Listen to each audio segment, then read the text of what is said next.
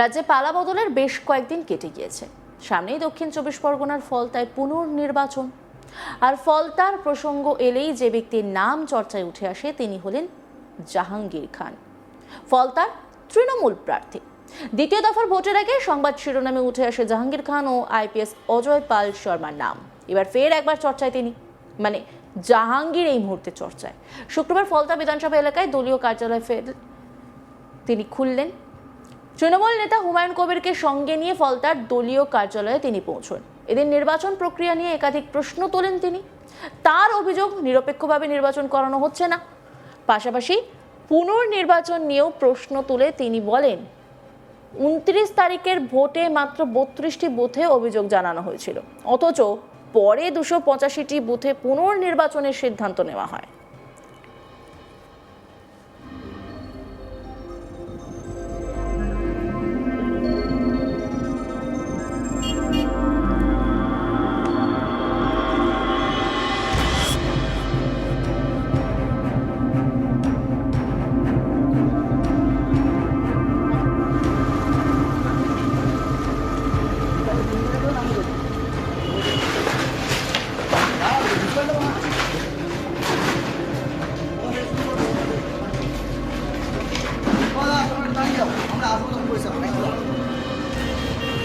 পাশাপাশি বহুল চর্চিত তার পুষ্পা ঝুঁকেগা নেহি মন্তব্য থেকেও সরে আসেননি জাহাঙ্গীর খান।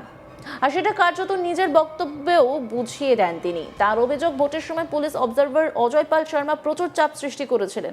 তা সত্ত্বেও 29 তারিখের ভোট তিনি করিয়েছেন বলেই দাবি জাহাঙ্গীরের। পাশাপাশি রাজ্যের নির্বাচন পরবর্তী পরিস্থিতি নিয়ে জাহাঙ্গীর বলেন, স্বাভাবিকভাবেই এমন সময় পরিস্থিতি অশান্ত থাকে, তবে ফলতায় যাতে কোনো উত্তেজনা বা অশান্তি না হয় এবং দলীয় কর্মী সমর্থকদের নিরাপত্তা যাতে বজায় থাকে সেই কারণে কিছুটা নীরব ছিলেন তিনি।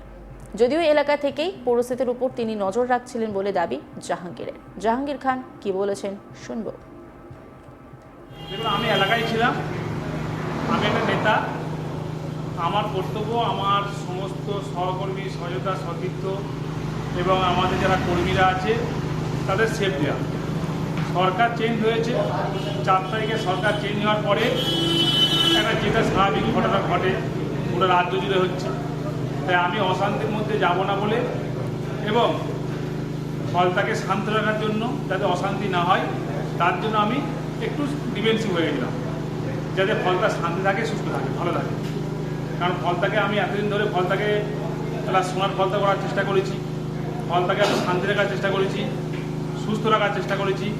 সেই ফলতা শর্ট টাইমে অশান্তি হোক বা কোনো দুর্ঘটনা ঘটুক সেটা আমি চাই না।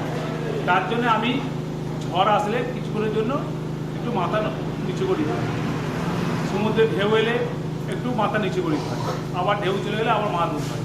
তাই একটা 4 তারিখের পরে একটা রাজ্য জুড়ে একটা ঝড় উঠেছে, সেই ঝড়ে আমরা একটু মাথা নিচু করেই স্লো হয়ে গেছি। আবার ধীরে ধীরে আমরা 21শে মে ভোট আছে, ইলেকশন আছে, আমরা আস্তে আস্তে আমরা প্রচার শুরু করবো। পার্টি অফিসটাও শুরু করেছি, ওপেন করা শুরু করেছি, আস্তে আস্তে আমরা প্রচার শুরু করবো এবং 21শে মের জন্য প্রস্তুতি আমরা নিচ্ছি। বলছি, আর কয়েকটা দিন বাকি, এতদিন আপনি প্রচার সারেননি, এই কটা দিনের মধ্যে কি প্রচার কমপ্লিট করতে পারবেন? আমি 29শে এপ্রিলের আগে 15টা অঞ্চলে 15টা জনসভা করেছি এবং 15টা অঞ্চলে র্যালি করেছি। 261খানা বুথে আমি নিজে সশরীরে উপস্থিত হয়েছি। তা আমার প্রচারের ব্যাপারে সাধারণ মানুষ জানে এবং আমি 15 বছর ধরে এখানে সার্ভিস দিচ্ছি, মানুষ সেটা আমাকে চেনে জানে বোঝে। আমি বহিরাগত নয়, আমি ফলতার ভূমিপুত্র। আমি ফলতার অলি গলিতে শুরু করে প্রত্যেকটা মানুষের সঙ্গে আমার আত্মার সম্পর্ক এবং আমার সঙ্গে মানে আত্মীয় সম্পর্ক আছে। প্রত্যেকে আমাকে জানে, আমিও প্রত্যেকে জানি, চিনি, বুঝি। তা আমরা একসঙ্গে এতদিন আমরা সংগঠন করেছি এবং মানুষের সঙ্গে সম্পর্ক তৈরি করেছি। তাই আমার বেশি প্রচারের প্রয়োজন হবে না, মানুষ সবাই জানে। তাই আমরা এই 6টা দিন মানুষের দরবারে যাব, কথা বলবো। আমার বেশি প্রচারের প্রয়োজন নেই, বা ফলতার গণদেবতা যে রায় দেবে সেই রায় আমি মাথা পেতে নেব। অন্যান্য বিধানসভায় যেখানে পুনর্নির্বাচন হয়েছে কয়েকটা বুথে হয়েছে, শুধু একমাত্র ফলতা পুরো বিধানসভাতেই পুনর্নির্বাচন দিচ্ছে। সেটা আপনারা জানেন যে আমরা ভারতবর্ষের ইতিহাসে দেখে এসেছি যে কোথাও রিপোল হতে গেলে 2টো 10টা 5টা হয়, কিংবা রিপোলটা হয় কাউন্টিংয়ের আগের দিন আগে পর্যন্ত। রিপোল হয়। কিন্তু এই ব্যতিক্রমে আমি দেখলাম যে কাউন্টিংয়ের পরে 15-16 দিন পরে রিপোল করাচ্ছে। এটা তো স্বাভাবিক, আপনারা বুঝতে পারছেন যে সরকার আসবে সেই সরকারের পক্ষে রিপোলটা অনেকটা এগিয়ে যাবে। তাই এটা তো কোনো নিয়মের মধ্যে পড়ে না, কিন্তু ইসিআই যখন নিয়ম করেছে সেই নিয়মটা আমাদের মান্য দিতে হবে, কারণ আমরা ইসিআইয়ের বাইরে নয়, সংবিধানের বাইরে নয়। তাই আমরা আমাদের যখন ইসিআই নিয়ম করেছে 21 তারিখে রিপোল হবে, তো 21 তারিখ রিপোলের জন্য যেভাবে আমাদের প্রস্তুতি নিতে হয়, যেভাবে পদক্ষেপ নিতে হয়, যেভাবে আমাদের লড়াই দিতে হয়, সেই লড়াইটা দেবো। এবং মানুষের ওপর আমি সম্পূর্ণ বিশ্বাস ভরসা রেখেছি। ফলতার গণদেবতা যে রায় দেবে সেই রায় আমি মাথা পেতে নেব। বিরোধীরা বলছে অজয় পাল শর্মা যখন আসেন উনি নিজেকে সিংহ বলে দাবি করেছেন, আপনি বলেছেন আমি পুষ্পা ঝুঁকে কেন। তারপরে বিরোধীরা বলছে যে পুষ্পাই লুকিয়ে পড়লো, পুষ্পাই ঝুঁকে গেল। দেখুন, বাঘ 4 পা পিছলে বাঘ ভয় পায় না, ভয় পাই কি? তা আমার কথা হচ্ছে অজয় পাল শর্মা ছিল 29 তারিখে প্রচুর এখানটায় অ্যাকশান করেছে, প্রচুর চাপ সৃষ্টি করেছে। আমরা তো ভোটটা করেছিলাম, তারা যদি অজয় পাল শর্মা যদি ভোটটা করিয়ে থাকে এবং সব কিছু ঠিকঠাক যদি ভোট করিয়ে থাকে তাহলে রিপোল করলে কেন? আর যদিও রিপোল করে, বিজেপিরা তো 32টা বুথের নাম দিয়েছিল, তাহলে সেই 32টা বুথে রিপোল করতে পারতো। তাহলে 285টা বুথে রিপোল করলো কেন? ভয় আমি পেলাম না কারা পেল? সেটা আপনারা প্রশ্ন করুন, কারা পেল? তা 29 থেকে ভোটটা তো আমি ভালোভাবে করিয়েছি। আমি যদি ভয় পেতাম তাহলে আমি রিপোল চাইতাম।